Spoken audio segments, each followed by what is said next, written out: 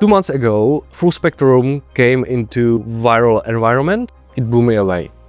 There is no orange. There is no purple.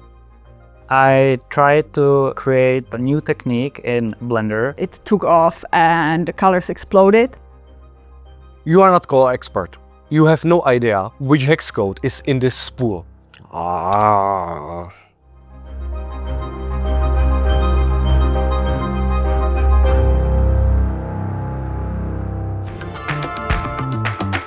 Content sessions.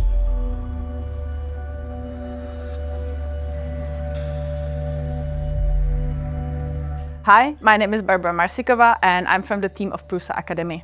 We concern ourselves with the user experience of the beginners when we prepare the courses for each printer. Hello, my name is Ondřej Bartas and I'm developer of EasyPrint and Printables. 2 years ago, when I joined Printables team, we started to work on EasyPrint to allow beginners and students to slice their models for very fast printing. Main point of EasyPrint is simplicity and doing hard stuff that needs to be configured without any user interventions.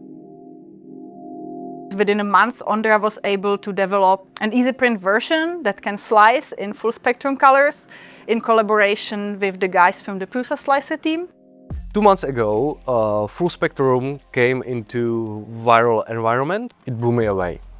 It's important to say that we didn't invent full spectrum. A user called Radu did. He made a fork of OrcaSlicer that allowed slicing the full spectrum models. The way that the full spectrum works is similar to classical inkjet printing on your 2D printer. The printer has cartridges of cyan, magenta and yellow colors. And by printing little dots or little areas close to each other or over each other, it mixes the colors and creates all the other colors on the spectrum.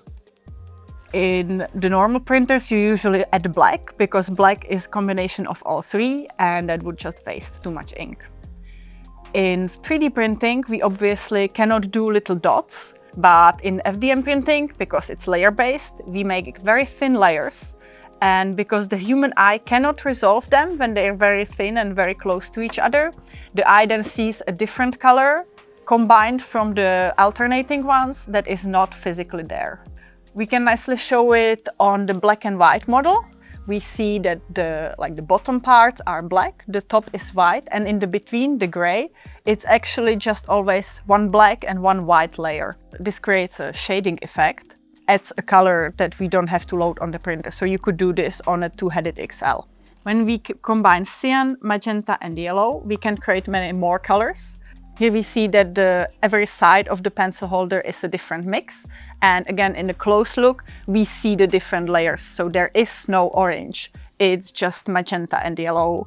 There is no purple, it's just cyan and magenta and so on. Hello, my name is Krzysztof Kohout and I'm one of the members of Prusa Academy.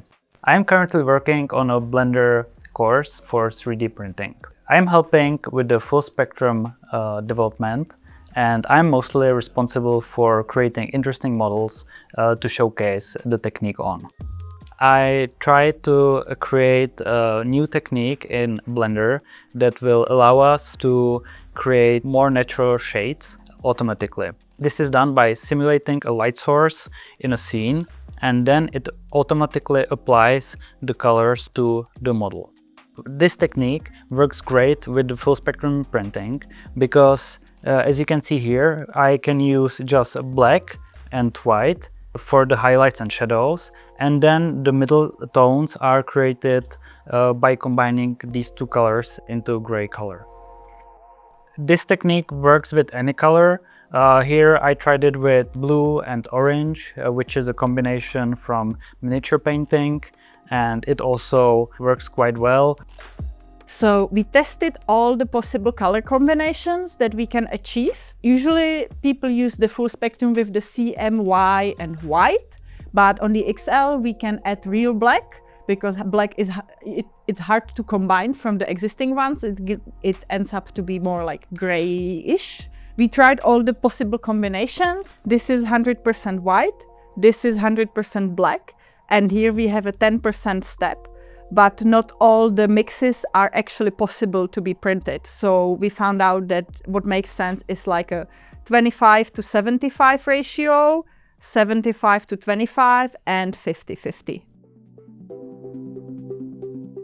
We try to combine all the colors to see how many we can achieve. So from the 5 spools, we found about 40 different combinations that make sense. The combination of yellow and cyan results in green. Magenta and yellow is orange or reddish orange. And the combination of blue and magenta is on the purple scale. Some colors are hard to mix. For example, you can see that on the scale from yellow to magenta, we have different shades of orange, but we're lacking a proper red, like lipstick red. Here we have about 30 different shades created by combining the CMYK filaments. If you want to help us, you would need colorimeter which can measure lap values. In our repository, we have very simple application where you can measure all the test prints. There are also STL models for the test prints and everything. And you can share with us your datasets for the different colors or materials. And we can include them and make the model better. The whole model is open source. It's written in TypeScript, and also C++ version is there for you. When you open Slicer, you will end up with, for example, 10 extruders with base colors, which are like normal RGB, and you are trying to somehow mix them into color combinations, and you will end up with very different result than what you are seeing inside of the slicer with the result which you are printing out. In EasyPrint, you are able to color the model by basic colors, any colors. All the colors are becoming combinations for full spectrum, so you are seeing the whole palette, which you are able to use for painting the whole object. You are not limited with like setting everything up. You are basically just saying, okay, those are my 5 basic colors, like CMYK, and that's it. And you will end up with biggest palette as possible, and you are able to play with it from basically few clicks. You are not color expert. You have no idea which hex code is in this spool. So you are, okay, I want to use this spool and I want to print this model and I want to see it, how it combines with this spool. How? In normal slicer, you would pick some blue, some pink, create some mix, and that's it. OpenPrintTag database is public repository on GitHub. Anyone can download the data, get the access to the data, update, and propose new changes to the data. So if there are any problems, we can fix them together. OpenPrintTag database is an amazing tool. It stores all the information about all the spools, and we are adding lots of new vendors and different manufacturers of the spools. So you can scan it with your mobile phone, or a printer will be able to scan it in the future. When you import that model into EasyPrint and you press print, it will try to find best combinations of your filaments which you have at home, your printer number of tools, and produce best possible combinations. Now I have imported a model, this baby dragon, which includes colors like green and orange. And I physically don't have those on my printer. That's no problem. With the new EasyPrint, I can use the new automatic color mapping, which takes advantage of the full spectrum color mixing. So here it uses the colors that I have saved in my spools. So that's the colors that I actually have at home. It gives me suggestions on which colors to use from my library of spools. For example, white is not available at all, but it knows, okay, so marble gray is the closest one to white, so we can use that. When I look again at the models, the colors are slightly different to reflect the actual shades that are achieved by color mixing. So I can just download this G-code and then print it out with the colors I have, and this preview should be very accurate to the actual result thanks to the new color mixing model that we developed.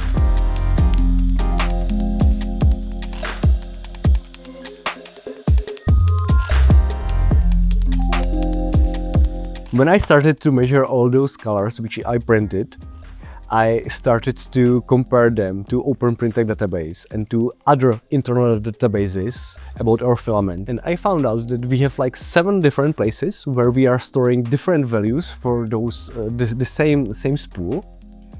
And from that, basically, we went ahead and updated the whole OpenPrintTag database for it to have like both lab and hex values. We need to talk about expectations. The method has some physical limitations. It works well on almost vertical walls, but on more flat surfaces we see the alternation of the layer. So it works well for some models with vertical structures like the dragon here, but under its feet we again see the different colors of the layers. When you have color printer at home, have you ever thought about which colors you need to add into the printer? No. You just basically take the paper, take the document and just send it to print. The same thing is now with Index.